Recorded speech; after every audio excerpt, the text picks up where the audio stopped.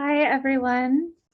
Thank you so much for joining us online for today's reading and conversation with Louisa Lim and Gina Chua, celebrating Louisa's new book, Indelible City, Dispossession and Defiance in Hong Kong. We are so excited to have Louisa and Gina online with us today, and I am particularly grateful that we have Louisa online with us all the way from Australia. My name is Lily Philpott. I'm the Programs Manager at the Asian American Writers Workshop, and it is my great pleasure to welcome you into our virtual event space. A quick visual description of me. I have short dark hair, round glasses with dark frames, and I am wearing a dark shirt. This event is taking place across multiple time zones, as I mentioned, so please do say hi and let us know in the chat where you're watching from. I am speaking to you today from Brooklyn, New York, where I am on ancestral and unceded Canarsie and Munsee Lenape land. For those of you who are new to the AAWW, we are a national nonprofit organization dedicated to uplifting Asian and Pacific diasporic literature and storytelling.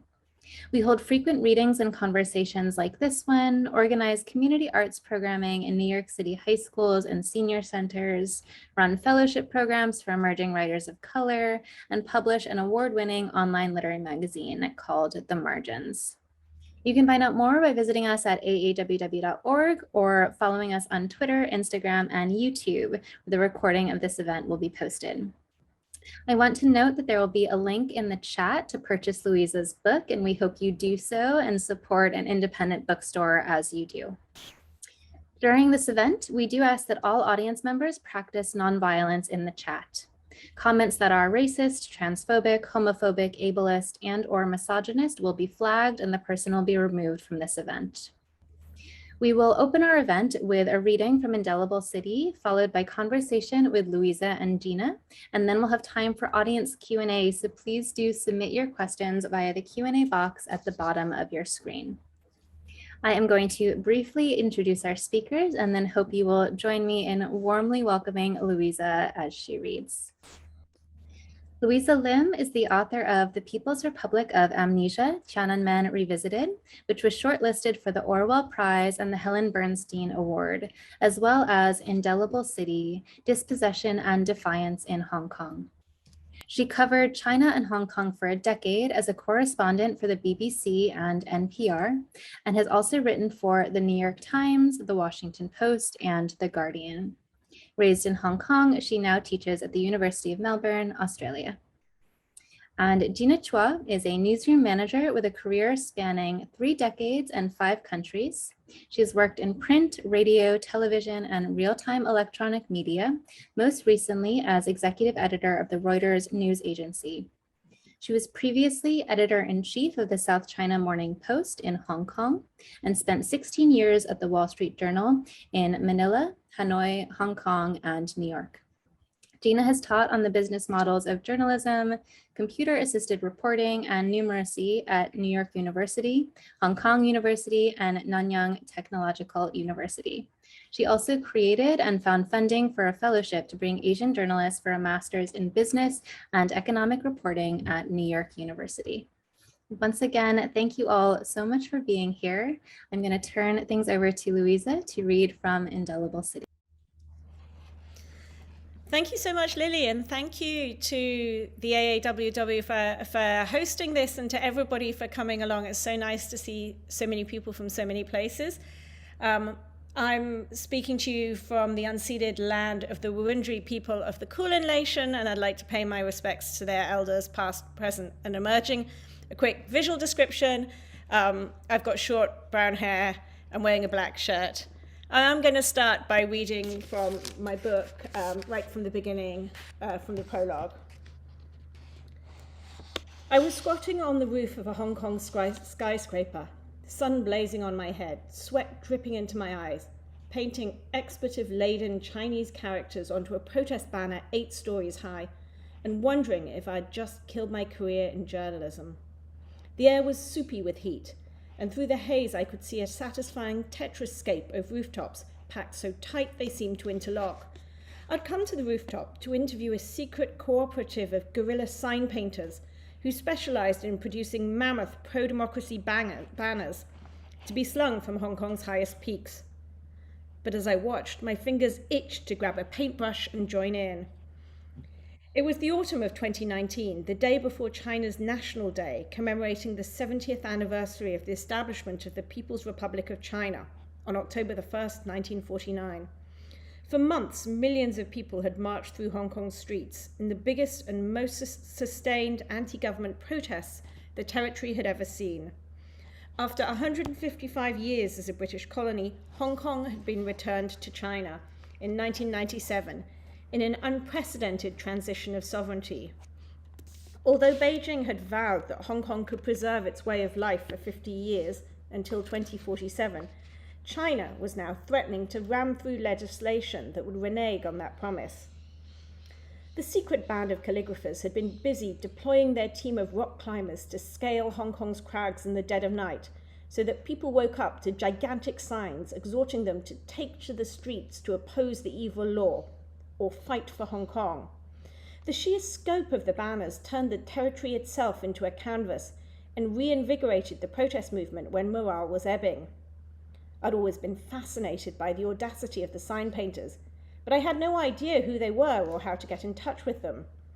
That morning, someone who knew of my obsession had contacted me out of the blue to invite me to watch them in action. It was an offer I couldn't refuse. The sun-baked rooftop of this tall building offered both the privacy and the expanse necessary to lay out the huge banners and dry them. There were 7 sign painters. I had promised not to divulge any details that might expose their identities, but I was surprised that instead of the young, athletic radicals of my imagination, they were older men and women, whose familiarity with one another was evident in the wordless efficiency of their interactions. Working together, they unfolded a gigantic bolt of thick black cotton, then used their feet to stamp the material flat on the roof in a brisk communal dance. They placed rocks along the edges to hold the cloth still. Then an elderly calligrapher began sketching out the characters in white chalk. Moving with a fluid grace, the writer's entire body mirrored the strokes of a calligraphy brush dancing across the fabric as the piece of chalk dipped and curved, tracing the outline of 4 enormous characters. As the final ideogram took shape, I couldn't help but snort with laughter. The words the calligrapher was so carefully inscribing on the banner were "He koi lo mo," a sweary and wholly untranslatable pun in Cantonese, the dominant language spoken in Hong Kong. A literal translation would be "celebrate their mother," but this was actually a pun playing on the most popular Cantonese insult, "Diu lei lo mo," or "fuck your mother." So the actual meaning of the banner was something along the lines of "fuck your motherfucking National Day celebrations." The issue of belonging has always been complicated for me as a half-English, half-Chinese person who was born in England but brought up in Hong Kong. My family had moved to Hong Kong when I was 5, so that my Singaporean father could take up a civil service job. As far back as I could remember, this city had always been my home. So while I am not a native Hong Konger, I was made by Hong Kong. I was shaped by Hong Kong values, in particular a respect for grinding hard work and stubborn determination. Hong Kongers called it Lion Rock spirit after a popular television series about a squatter colony at the foot of a local landmark, a small mountain topped by a rocky formation resembling a Chinese lion, crouched down, poised to leap. To me, Lion Rock translated into a willingness to fight to protect my values, no matter how powerful the opponent. During the decade I'd been based in China as a journalist, that compunction drove me to write the stories I felt needed telling. It prompted me to leave Beijing to write a book about the Communist Party's bloody suppression of the 1989 protest movement in China, and how it had managed to excise those killings from the collective memory. I knew the book would prevent me from returning to China, but I also knew it was a story that should be told.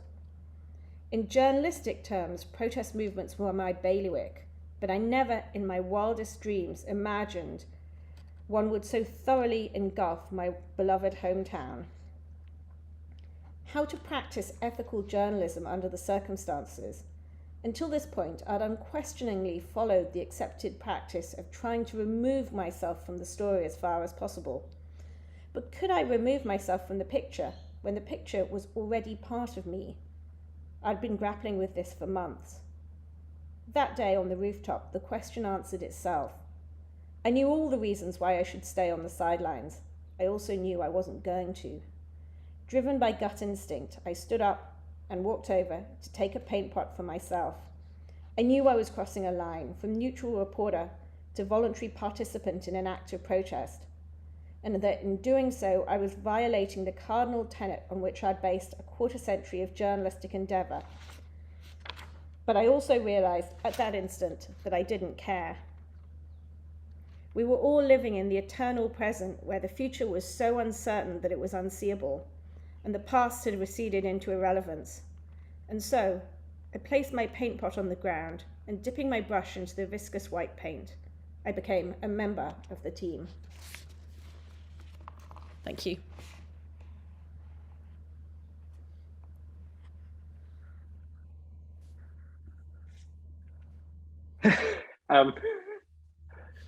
Thank you, Louisa. I'm Gina Chua, just in case anyone's wondering what I look like. I have long brownish hair. I am wearing a purple turtleneck because it is cold up here in upstate New York, and I confess I do not know the history of the land, and I should find out.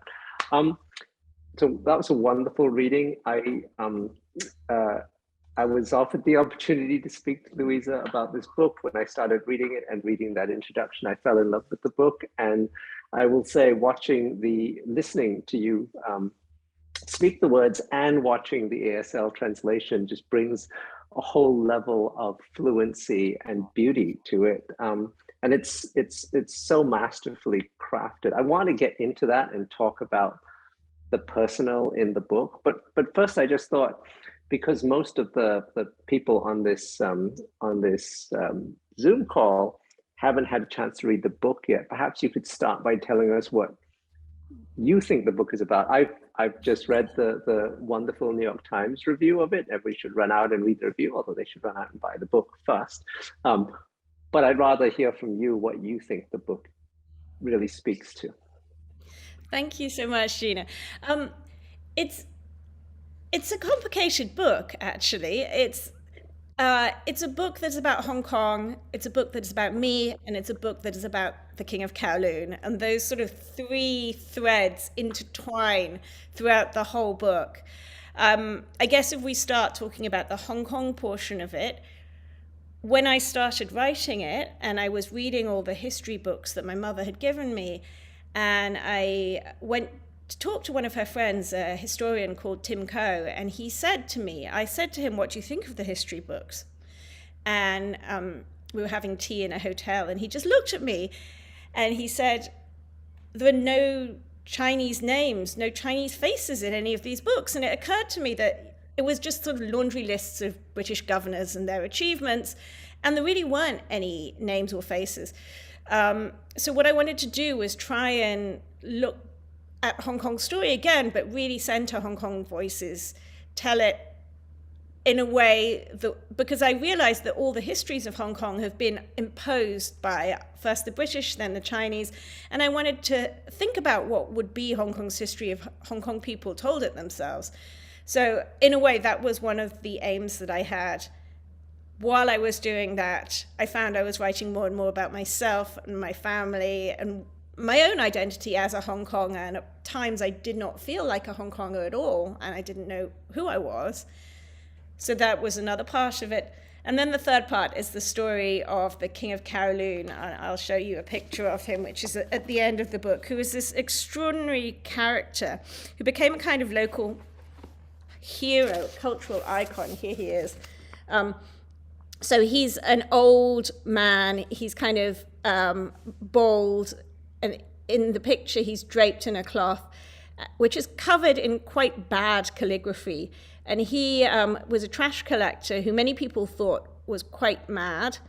But he believed that the peninsula of Kowloon had been stolen from his family in the 1860s when it was ceded to Britain, and that he should be the king of Kowloon. And he spent 50 years writing across the walls and the flyovers and the lampposts and the post boxes of Hong Kong, all the bits of street furniture that you don't normally notice. He was writing his claims to the land, that he was the king of Kowloon. And people thought he was crazy when I was a kid, but over the years, he kind of wrote himself into people's brains. You know, singers started singing songs to him, rap songs, lounge music, jazz ballads, you know, poets were writing poems to him. He was playing cameos in films. He starred in TV adverts, even a Louis Vuitton handbag advert. He became an artist. He represented Hong Kong at the Venice Biennale. And when he died, there was this sort of outpouring of mourning. And I just really was fascinated by the fact that he had been talking about these, he had been obsessed by these preoccupations so long before everybody else, you know, territory, sovereignty, dispossession, and loss. People thought he was crazy then, but now I think people view him in a different light. So I was also sort of digging down into his story too. I'm definitely coming back to the King of Kowloon and how you masterfully weave this in through the beginning. But I want to just start with you, and the Times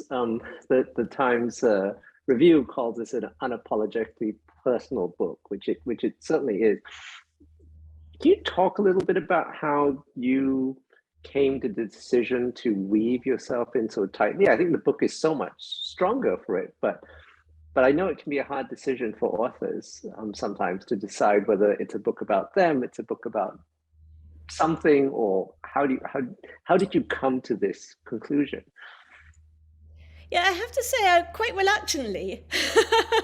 I wasn't super keen to write about myself. You know, when I first envisaged the book, I thought that I would sort of be floating behind it somewhere, but not really present. And then I worked with Becky Salatan at Riverhead, who's a brilliant editor and has very strong opinions. And she just loved the parts that I wrote about myself. And she kept kind of, you know, saying, write a bit more about this, you know, talk a bit more about that. And those portions, they just kind of wrote themselves. And those were the parts that she, and I think many other readers really, that resonated with them. And maybe because, you know, my family is a little bit unusual, a little bit eccentric in some ways, that also helped. But so I didn't really mean to write a book about myself, and I didn't really even realize that I had until right at the end. I know that sounds crazy, but I was so focused on trying to think about history and other things, and then I realized that it was also a book about myself. And yeah, I was a bit reluctant to do that. But as I say, I think because Hong Kong identity is also an identity in motion and one that changes over time, and has changed and has been changed, I think, by the protest movement, that whole journey sort of became part of the writing journey as well. Well, I mean, wouldn't you say in some ways that your journey is really kind of very much mirrors in Hong Kong's journey, or rather your decision, I guess, to see yourself as a Hong Konger and Hong Kong's acceptance of you as a Hong Konger is partly mirrored to the whole evolution of Hong Kong identity, isn't it?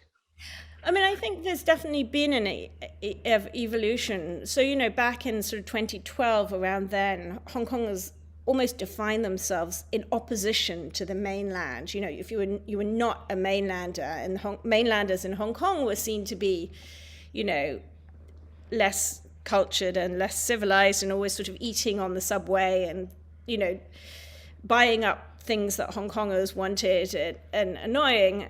And, you know, there were newspaper adverts calling mainlanders locusts, but at that time, the idea of being a Hong Konger, I think, was quite exclusionary. It was very localist. You had to have been born in Hong Kong, to have grown up there, to be able to speak Cantonese. And I think in many ways, things changed over the years. And one of the things that changed was the protest movement, which was much wider, you know, and it wasn't exclusionary. Anyone could join and people were welcomed. And I think it was reimagining of what that identity also meant. So I think that was, it's an interesting conundrum, isn't it? Forging an identity in a place that has basically been a colony twice over, and how that happens and how that changes and who gets to decide. Well, you sort of decided when you crossed over and you picked up that brush. You decided you were a Hong Konger, you were not an observer, and they let you in, and they decided you were a Hong Konger too. I mean, in some ways, doesn't it sort of speak to the protest as this really defining characteristic of the current Hong Kong identity, whatever it becomes tomorrow? I think in many ways it does. And I mean, Hong Kong has always been seen in recent years, as a city of protest. And I think in many ways, the Hong Kong identity is an identity of practice, and one of those practices was protesting.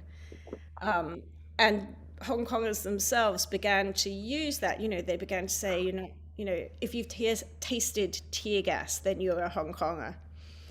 And I just found the way that people spoke about that identity, it was so, it was very kind of personal and interesting.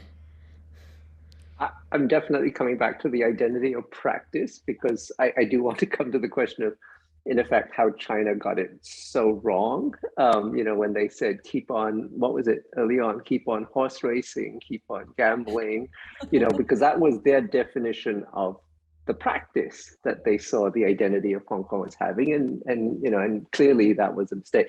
I'm going to come back to that in a second. I just want to just have you speak a little bit more about the King of Kowloon and how you, partly just in terms of the writing, you managed in that beginning part to tie in the calligraphy that spoke to the protest movement, your joining of it, and of course the King of Kowloon's history of calligraphy, and tie that all into the claim on Hong Kong. I'd love for you to just kind of open up the meta thinking about where you came to at that point about structuring the book that way. Did it just happen? Did you sit down and draw up big charts on whiteboards until you came to this perfect structure, which really pulls you through the entire book? I don't think that we did have big whiteboards or anything. I think I kind of knew that it was the perfect starting point, but I didn't really want to start there because it felt so personal, and also it felt like a transgression of journalistic ideals. And I remember I did send it to a friend, and I said, "Do you think my journalistic credibility will be killed?" And he said, "Well, you did flame it in the very first line. Why are you asking me?" And so there was that, but it was also, I think, a real moment for me, and that was why I sort of knew that I needed to start there, in the same way that I knew that I needed to be part of that action, that protest action, that it was just, something that in the end was the inevitable starting point, because so much of the book and the way that I had been thinking had been shaped by the King of Kowloon. I mean, I had been sort of on his trail long before the protests, and I'd spoken to so many people who were friends of his or had worked with him or who had written about him. I mean, he even did a PhD along the way about the role of Hong Kong newspapers in building identity, using the King of Kowloon as a case study. But that had been this sort of extraordinary way into a particular set of people who had been thinking about these preoccupations for a long time. And a lot of them turned into, they became very sensitive people, people like a thinker called Chin Wan, who wrote a book about Hong Kong as a city-state, who was, one of the first people to lose their jobs after the umbrella movement because his views were seen as political anathema. But, they were sort of thinkers and philosophers, and pop stars and artists, and people who I wouldn't have ordinarily come across, but because I went to see them to talk about the king, and they always ended up talking about these really big ideas, I thought that it would be kind of quite simple conversations about this old eccentric man, and they never were. And, then by 2019, I had this archive of sort of extraordinary conversations, some of which would be not possible in the current climate. And so, it was almost like the king, that quest had guided me through. And so he was always sort of front and center in my mind. And I know that we obviously spend a huge amount of time thinking about the protest movement and how that defines the current Hong Kong identity, but you really sort of, especially through the vehicle of the King of Kowloon and the claim of sovereignty on Hong Kong, have managed to sort of pull through this entire history of Hong Kong, as you say, told through the eyes of Hong Kongers themselves. Can you walk us a little bit through that? Because I'm not sure that it's necessarily as well known as it should be.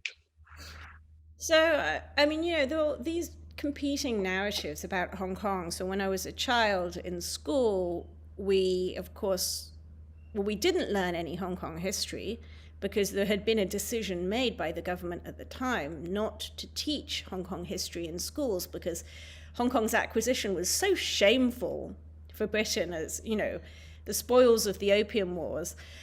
So we didn't really learn any history, but the idea that we had was of, a barren rock that had been nothing before Britain's arrival. Whilst the Chinese idea of Hong Kong's history is, Hong Kong has been a part of China since time immemorial, and in many ways a sort of repository of China's sort of customs with these sort of ancient schools and things like this. And when I started looking at it, there were these really interesting, things that I kept finding that told a completely different story. So, the archaeological remains, Hong Kong was a gigantic salt farm that was part of the state salt monopoly. It's the oldest monopoly in the world is China's state salt monopoly. And Hong Kong and Kowloon, parts of the New Territory, were part of this salt farm and, were mined, were used to harvest salt. So that was one use of Hong Kong, as a territory to be exploited. But another was as a sort of harbor for people fleeing central rule. And there had been this, an official turned rebel called Lu Xun who had fought way back, I think in the 5th century, and had been defeated and had fled to Lantau and lived there. So, one of the sort of earliest residents was already a kind of rebel. And then there was this history of salt rebellions that I had not really known about, where people on the island of Lantau had rebelled against that salt monopoly and had risen up against central rule on a couple of occasions around the 11th and 12th centuries. So there was this sort of really long history of sort of defiance and rebellion, and also, of course, dispossession, because when Hong Kong was a salt farm, it was governed by outsiders, and inhabitation of that area apparently wasn't even permitted. So, so it was just, a really different history than any of the histories that we'd been taught. And I was so fascinated by that. We can't possibly summarize it in the time we have. Everybody should get this book and read, because it does bring a very different understanding of Hong Kong to the world. I want to come back to this identity of practice and the notion that that Hong Kongers are who they are because of what they decide to do at any given time. And you yourself said I was made in Hong Kong, and you have these Hong Kong characteristics. And yet, as we've seen, I was around in '97 when China took over, and they did just read the place entirely wrong. What were they thinking? And you've worked in both places. You worked in China, you worked in Hong Kong. How is it they could have just misread that, or was that willful, or was that just wishful thinking? I mean, maybe it was a mixture of willful and wishful thinking. I think, I think Beijing has always seen Hong Kongers as sort of purely economic actors.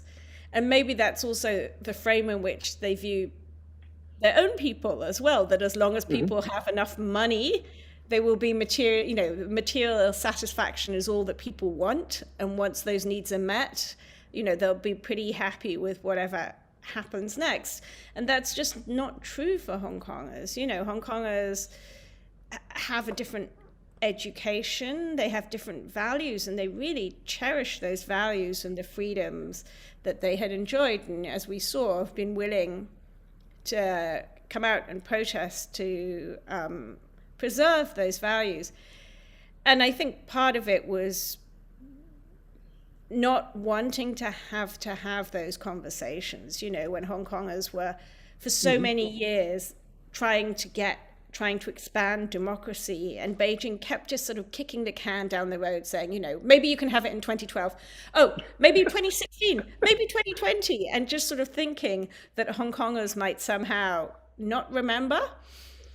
And that strategy just didn't work. But, China's instincts, Beijing's instincts are always for control and for sort of clamping down on discussions. And that instinct for control, I mean, we see where it has ended up in Hong Kong with this sort of extreme desire for control in every aspect of life. So I think it was partly ignorance about Hong Kong and Hong Kongers. In 1997, before the handover, China sent its historians to Hong Kong, and that was specifically to craft the past, to write Hong Kong's history, to write the history that was then going to be taught. So, it's really the idea that the sort of past serves the present and the future, which is, of course, very Orwellian. But I think the instinct for control was so ingrained that there was no other playbook. It's not just the Chinese, of course, because Hong Kong's, I love the way you've also brought in Hong Kong's official history, because of course, Britain also constructed its own narrative of what Hong Kong was like before the handover. And so this idea that you can, I think Orwellianly, as you very nicely point out, sort of construct the history that you hope people would adhere to. And if you get them young enough, one day they might actually believe you. That's right. And I mean, when I was young and growing up, I never questioned those narratives about Hong Kong being a barren rock which nobody lived, even though, my mother was so fascinated by local history, and she became one of the very early people to sort of write about Hong Kong's indigenous culture, its sort of study halls and temples and sacred trees. And we spent most of our childhood being dragged around these sort of dusty temples and walled villages, and we found it so, we were not interested at all. We didn't really take any of the right lessons for it. We all wanted to, be shopping and playing tennis and sunbathing and doing all the glamorous things, not hanging out in the new territories in villages with large dogs. But I think, and she would take us to see these sites with these archaeological remains, showing human habitation so many, hundreds and thousands, thousands of years ago. And somehow I still believed the barren rock story, even though I had seen the evidence in front of me. So there was that real sort of capacity to believe two things that contradict at once. And I think, Hong Kong's rulers have done that very successfully. And so where do we go from here? Not just the protest movement, which has been, fairly brutally dealt with, but obviously the COVID response as well now. And, is there a path in which the Hong Kong spirit stays alive, even if it's not possible to express it in Hong Kong, that there's no practice in Hong Kong? Or is this a situation more like Tiananmen, where, enough Chinese people seem to not actually have as much of a memory of Tiananmen as you would think they would have, given how huge an issue it was? Where do you see this identity going? Yeah, I think COVID is changing everything and changing everything fast. So Hong Kong's COVID zero policies, which it's kind of locked into, because the mainland is having COVID zero policies, they've been applied in a very draconian fashion. So people have been sent to quarantine camps, even if they're asymptomatic. People have been separated from their children, a year-old babies for up to 3 weeks. And that has led to this real exodus of people. I mean, I think many Hong Kongers left after the 2019 movement. Britain opened up 5-year visas for certain passport holders, and there were paths out. But I think COVID zero has really accelerated that. A lot of international people are leaving as well, which will sort of change Hong Kong as an international city. But I think we are seeing the growth of Hong Kong communities in exile. And they're quite political communities. Here in Australia, they at the beginning of April, they put on a showing of this film called Revolution of Our Times, which is a chronicle of the protest movement. It's banned in Hong Kong. And when they put the tickets up for sale, the demand was so high, the website crashed. That happened in Canada as well. And they sold, I think, 7,000 tickets in a weekend. And, it's been a really interesting experience watching, in various cities, when you go and watch this film, sort of crowds of Hong Kongers, and everybody is watching it and weeping together. And at the end of the film, in Melbourne, people were shouting protest slogans. I heard in Sydney, they sang Glory to Hong Kong, the whole cinema together. And when you talk to some activists, they say, the struggle still continues. It's just the battlefield has shifted. It's become a global one.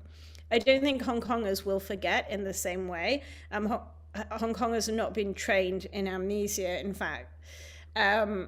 And I think, people would rather leave than be forced to be told what to think. I think that goes against the grain for Hong Kongers. For people who stay in Hong Kong, I think it's a different discussion. And, interestingly, the kind of book that has been very popular in Hong Kong is things like Václav Havel, The Power of the Powerless, discussing what you can do, and just existing is in itself enough, at a time when, clapping in court has become a seditious activity, and, whole new categories of speech crime are being, appearing out of nowhere day after day. I think for people who remain in Hong Kong, the risks are different, and just sort of existing is enough. But I think for people outside, there are these communities that are forming and coalescing, and really, again, reinventing that identity, because I think Hong Kongers are ultimately very pragmatic and good at reinvention. I know this is not really part of the book, but you bring such a perspective to this as both being an outsider and a Hong Konger and someone who's worked and lived in China. There was always a hope, I think, that Hong Kong would bring its culture to China as opposed to the other way around. Do you see any hope of that now? How do you think the average Chinese person thinks about Hong Kong now, as a sort of a troublesome place with strange people, as something to perhaps not emulate, but something to understand? How does Hong Kong, or does Hong Kong exert any influence over China's political development? I mean, I think it is one of the tragedies that, we hope that China would follow Hong Kong, but in fact, Hong Kong has become more like China. Whether it can exert any influence on China, it's really hard to say. I mean, I do think what we're seeing in Shanghai and the impact of these COVID zero policies really is something that is unexpected, and perhaps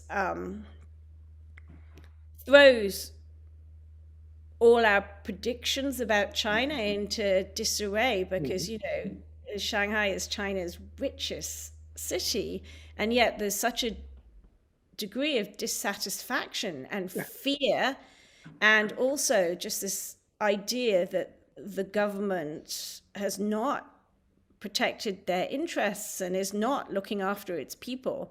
So, the Chinese government has always used performance legitimacy in its favor, and suddenly that's failing.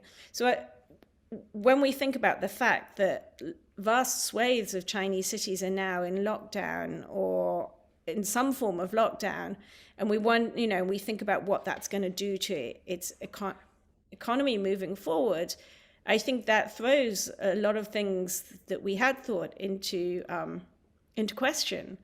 And I don't know what role Hong Kong plays in that. I think the view that most mainlanders have still is one that's very much shaped by Chinese propaganda, which really painted Hong Kong as kind of, demanding and troublesome and not at all grateful. But things can shift very quickly. I'm guessing your book will not be available on the mainland. I don't think it will be available on the mainland, but it will be published in Taiwan in traditional Chinese. So I'm really very excited about that. And in Hong Kong? We will wait and see. We will wait and see. I'd be very happy if it was available in Hong Kong, but I would say probably your safer bet would be to read it on Kindle if you're in Hong Kong. And ideally one day in simplified characters as well. I could speak to you for hours on this, but I do think there are a lot of people online, and we should give them a chance to ask questions. Amazing. Thank you both so much. I really am just so grateful for this conversation. A lot of it is resonating. I'm not from Hong Kong, but I'm from Santiago, Chile, which has recently been rocked by not similar protests, but by protests. And just thinking about the ways the city is never going to be the same in wonderful ways and in scary, difficult ways too is just fascinating. I could similarly listen to the two of you talk for hours, but I do have some questions from the audience. So if you have other questions, send them to us in the chat in the Q&A box. I have a couple that I'll start with, and please do submit anything you have. So the first question is from Frankie Huang, and it is, does it feel like Hong Kongers in Hong Kong are now a collectively displaced group of people as their city has changed? Oh, Frankie, that's such a good question.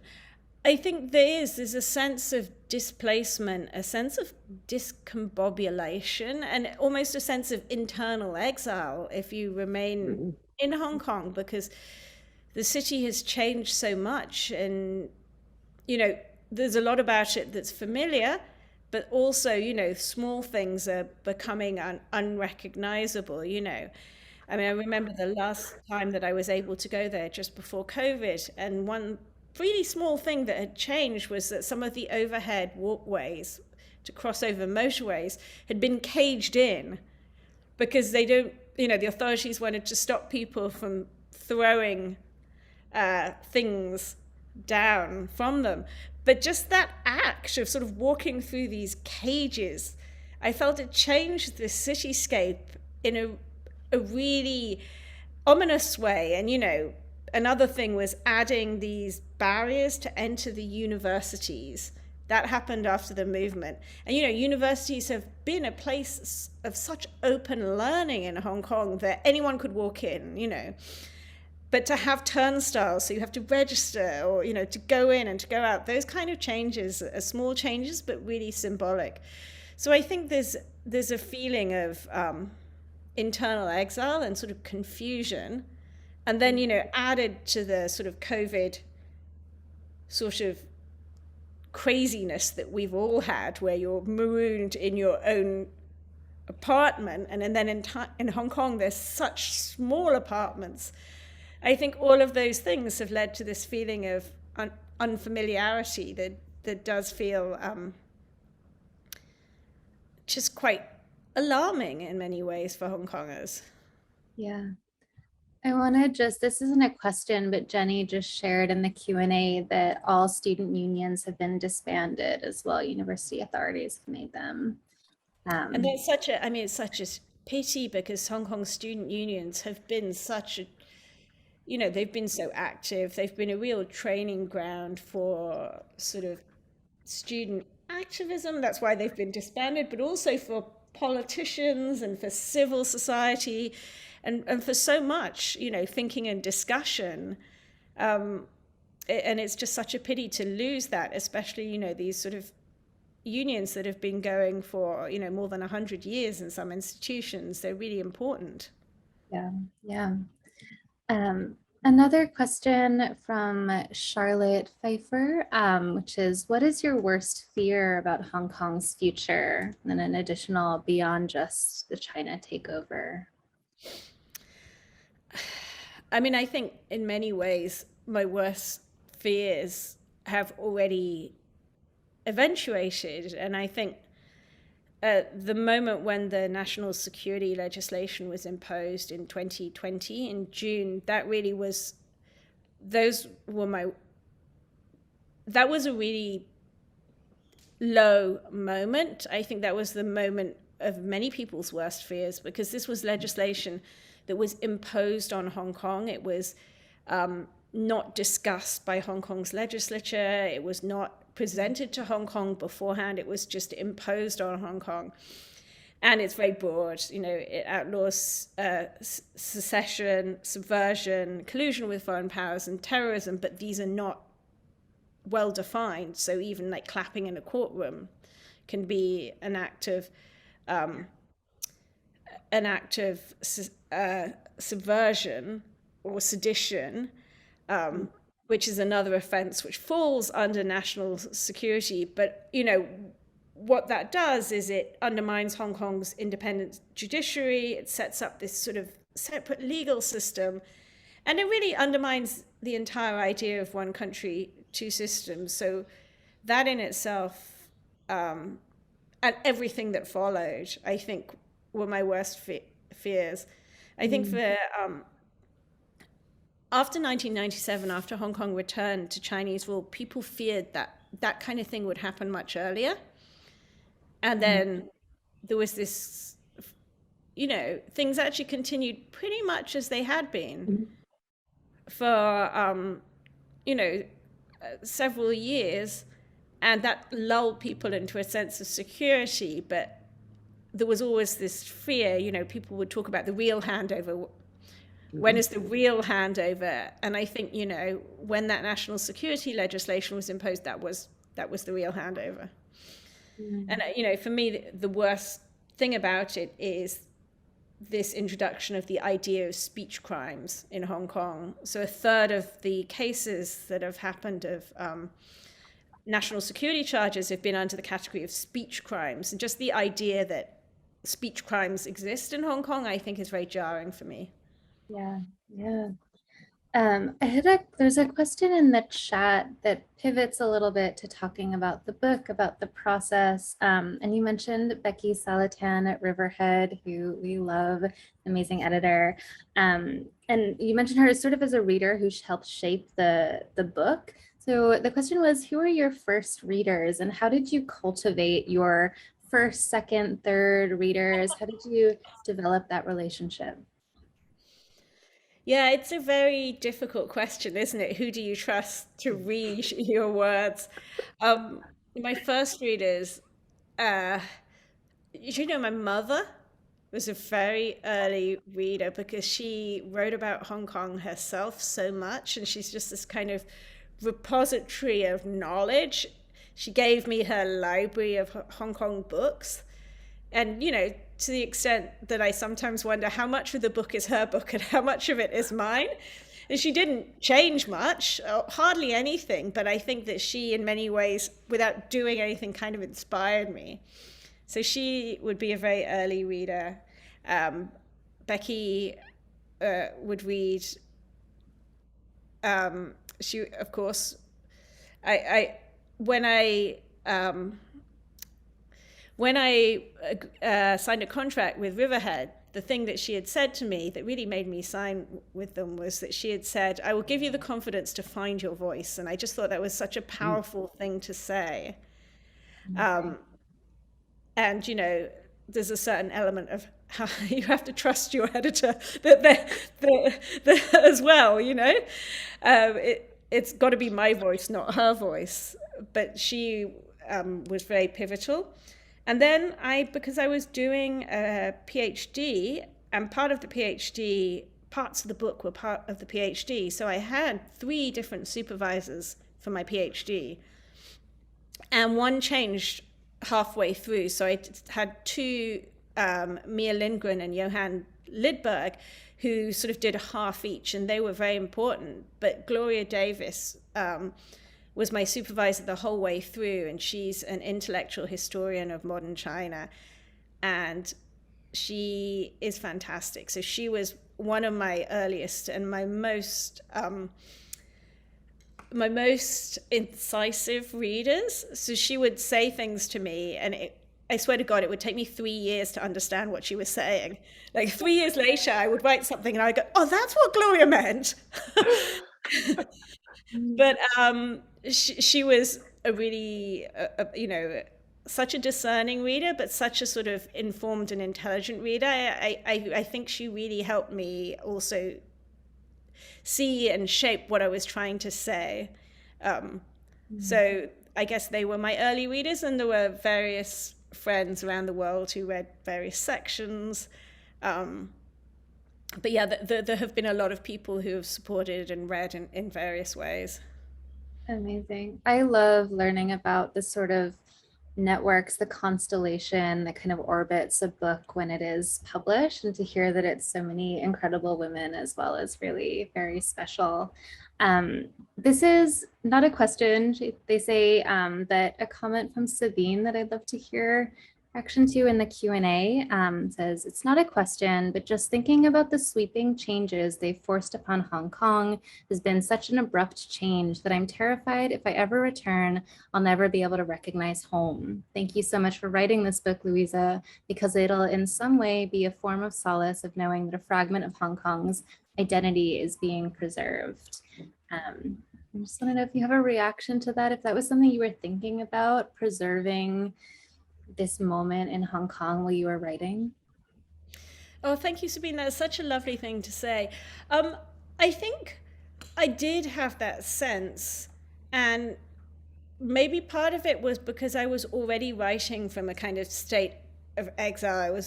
I was in Hong Kong for 2019, but then I had to go back to my job in Melbourne halfway through, and so I was kind of traveling back and forth.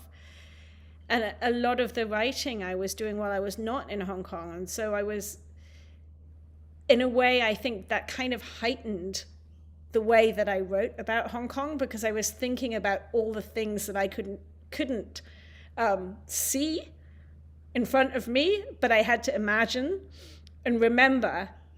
And then, some of those things then turned out to be things that would later disappear. So I think I did have a sense that I wanted to capture, and, capturing the moments of being in the protest was also really important to me, because I think that was a really transformative experience for so many people. I mean, how many times in your life are you in a crowd of 2 million people or 1 million people, and just a crowd which is not a threatening or menacing crowd, but is a really, it's the opposite. I think many people, nobody knew how many people would be at those very early protests. And I think it was just, for many people, this moment where you kind of looked around and you saw this community that you hadn't really thought about. And then there it was, sort of in front of you. And I think that was incredibly powerful. And I wanted to try and set down how that felt, and how that felt viscerally and internally. So I was thinking about sort of setting things down, because I guess my earlier book is also about amnesia and erasure and disappearance. And I really, that's always something at the back of my mind. That's so beautiful, especially I think in this moment when gathering still feels like a risky endeavor. I just had chills hearing about being in that crowd and being in the community. I'm conscious of our time. We're almost at the end of our hour. So I actually have one more question that comes from me, from the workshop. It's something I try and end our events with. And it's actually a question for both of you. I kind of call this practice of drawing our absent friends into this space. And what it really is I'd love for you to recommend, are there writers, journalists, poets, artists, Asian creators who you are feeling incredibly inspired by and who you'd like to recommend to our audience, Hong Kongers or not? If you have books next to you, are there any you'd like to pick up and show us? What are you reading? I'm going to go first so that she can have the last word. That's the correct way to do it, and it will not be an Asian person. I regret, but a fantastic, really interesting person who, if I could find it on the show. Anyway, the book is My Name is Pauli Murray. It's an autobiography of Pauli Murray, Pauli Murray, who was born a Black woman in the 20s, 30s, experienced all sorts of discrimination, was on a bus protesting long before Rosa Parks, went to law school, was the architect of the arguments that Ruth Bader Ginsburg used to win equal rights, or to win more rights for women, who was also queer, non-binary, and trans, probably if the language had existed at the time, and the first African-American woman to be ordained an Episcopalian minister. And we don't know anything at all about them. And they're an incredible mind and force of personality, civil rights activist of the 20th century, and everyone should know about Pauli Murray. So I highly recommend that book to everyone. That sounds incredible. Thank you, Gina. So I want to talk about some of the Hong Kong authors that really inspired this book. And there were so many. Probably my favorite is an author called Dong Kai-chung, who wrote a book called Atlas, The Archaeology of an Imaginary City. And I write about it in my book. It's just an astonishing book. It's kind of part fact, part fiction, part imagined. It's just beautiful. It doesn't fit in any category. There's another Hong Kong writer who wrote Cici, who wrote My City, a Hong Kong story, which is also very unique kind of book. And then I just want to mention a few poets who are so important, whose work I love. Leung Ping Kwan, P.K. Leung, who's the sort of grandfather of Hong Kong poetry, writes so beautifully about food, which is of course at the heart of everything in Hong Kong. Sarah Howe, who's a Chinese British poet who wrote a book called Loop of Jade, just such a beautiful book which is also about identity and sort of being in between worlds. And Jennifer Wong, who wrote Letters Home, another poet. So there's so much amazing Hong Kong writing that I think is often overlooked. Incredible. That feels like a really beautiful place to end with all of these recommendations. So I think all that is left is for me to just thank everyone, which is my favorite part of the night. Louisa, thank you so much for this book, for bringing it to the workshop, for allowing us to host this launch and celebrate it. It is so vital, and it has been such a pleasure to hear you both speak about it. And Gina, thank you so much for guiding our conversation this evening, for your questions and the really intensive reading you did of this book. I want to make sure as well to thank, as always, our pro bono ASL interpreters who are amazing. Huge thanks to Selena, who's on screen right now, and Travis, who was on screen earlier. And thanks as always to Pro Bono ASL for just an amazing organization and help us make our events accessible. You can find us. We're doing a bunch of things around the city. We'll be on Zoom, and I really do hope, Louisa and Gina, I know you're not, neither of you are in New York City, but I hope that you will be able to come to the physical workshop space soon. we're always welcome. And later this summer, we hope the space will be open to community once more. So thank you all so much for joining us on this Tuesday evening and Wednesday morning in Australia, I think is right. But it has been such a pleasure. Thank you all. We'll keep the Zoom open for a moment so you can continue scrolling up through the chat and saying hi. But thank you all for being here. It's been a treat. Thank you so much for hosting it. It's been such a lovely conversation. And thank you for letting me be a part of it. Thank you both so much. Thank you.